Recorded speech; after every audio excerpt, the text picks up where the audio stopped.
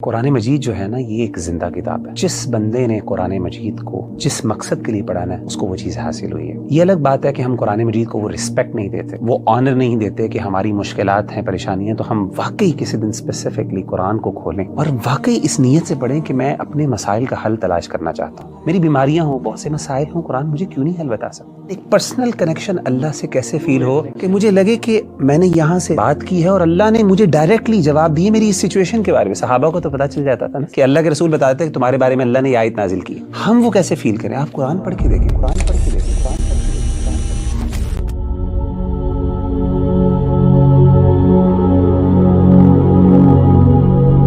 वगैरह भाई, एक आम इंसान जब भी किसी से कम्युनिकेशन करता है उसकी ख्वाहिश होती है कि उसको रिस्पांस मिले और रिस्पांस जल्दी मिल जाए। जिस तरह के नबी करीम सल्लल्लाहु अलैहि वसल्लम के ज़माने में सहाबाए कराम जो थे उनके ऊपर परेशानियाँ आती थी, तकलीफ़ें आती थी और वो अल्लाह सुब्हाना व तआला से दुआएं करते थे।